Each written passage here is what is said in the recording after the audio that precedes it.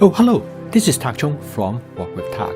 Welcome to my YouTube channel. If you enjoyed this video, please like, subscribe, and share.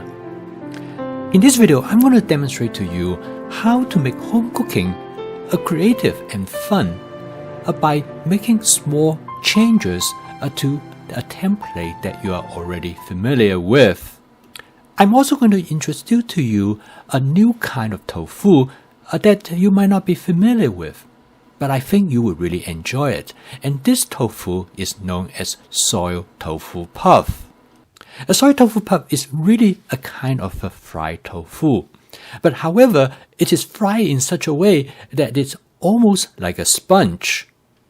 And when you cut open the soy tofu puff, in fact, inside looks very much like the matrix of a sponge. And this soy tofu puff provides amazing culinary experience because when the sauce are being soaked up by the soy tofu puff, when you bite into it, you feel like you are biting into a packet of soup. And with the slighter chewy nature of the skin, this makes the soy tofu puff has a great contrast in flavor as well as in texture. So in order to achieve this property, the first thing that you need to do is to cut the soy tofu puff in half. And the next step is absolutely crucial to create the type of texture that I want to achieve.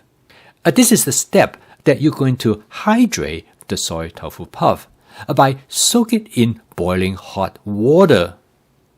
It doesn't have to be very long. Usually about 5 to 10 minutes is sufficient. And so for this dish, this is going to be a vegetarian dish.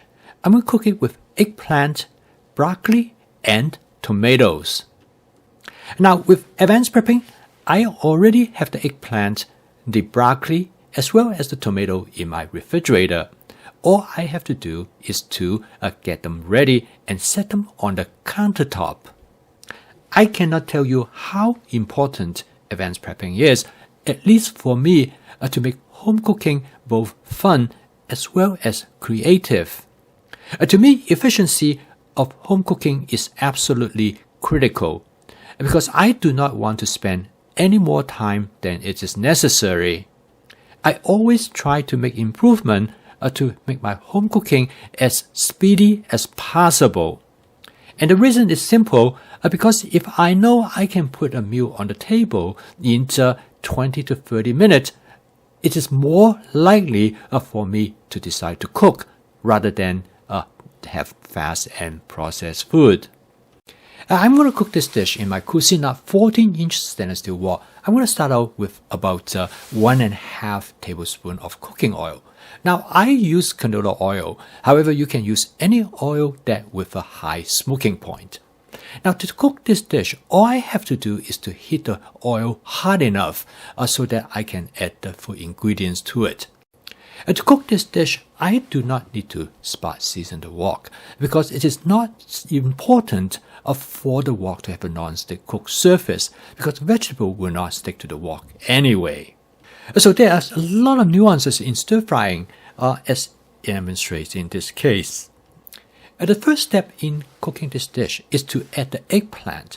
The eggplant takes a little bit longer to cook, and this is the reason I add them first to the wok.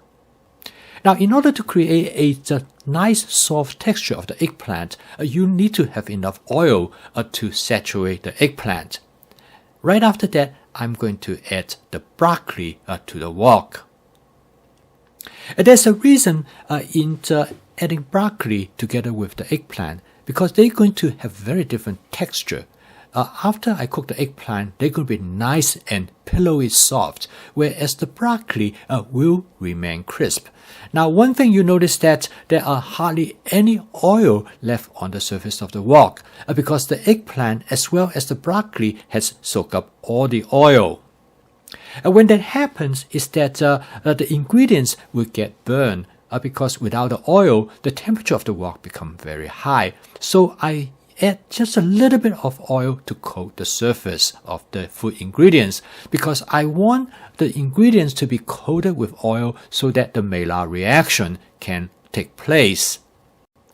However, if you notice that the oil is quickly consumed, Now, when there's no oil left on the surface of the wok, the ingredients is going to get charred, as you see in here. Now, if you do not want the ingredients to burn too much, you should add a little bit more oil, just as I was doing right here. But I do not add too much oil. And now, by now, the vegetable is about 50 to 60% done. I'm going to season it right away. I'm going to add about 1.5 tablespoons of oyster sauce. When you cook the oyster sauce with the food ingredients at high heat, it tends to help the oyster sauce to penetrate into the food. By now, the food ingredients is probably about 70% done. I add the soy tofu puff after I drain the hot water. The soy tofu puff is very soft. The reason I drain the water because I do not want to introduce too much fluid and dilute the flavor. At this point, you notice that there's a lot of steam come from the soy tofu puff. To hydrate it further, to create a soup-like texture, I add some more water.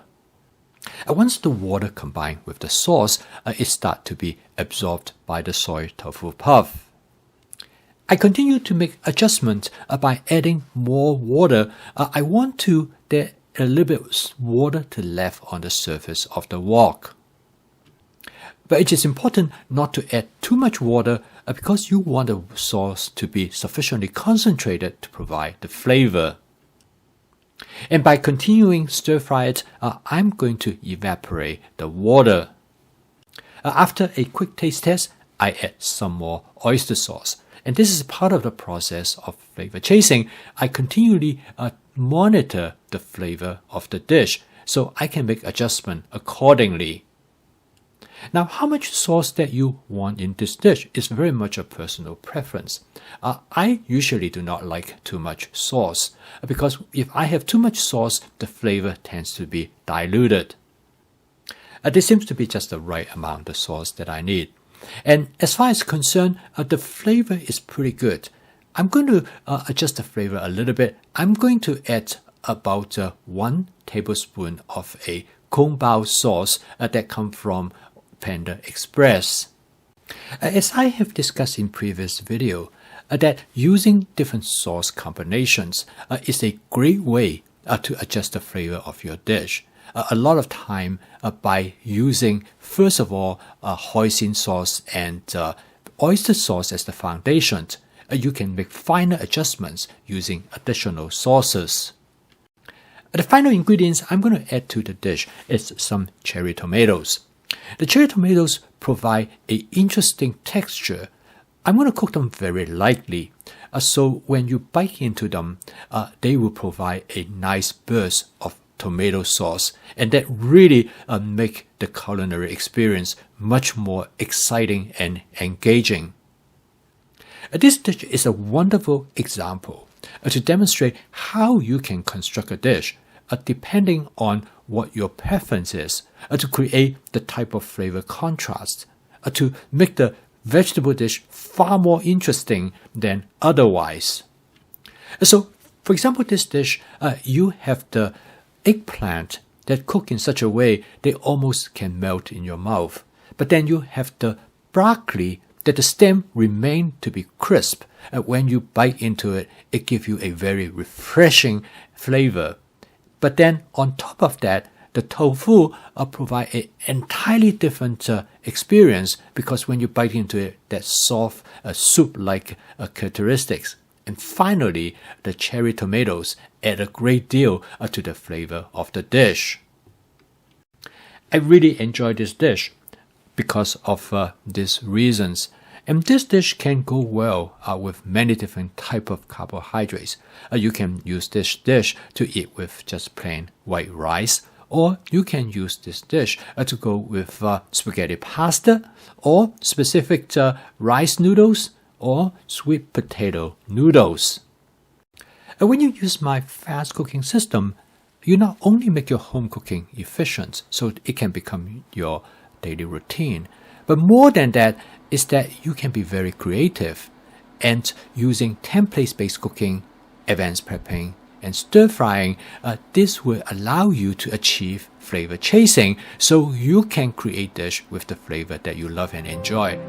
Not only the taste itself, but also the different texture.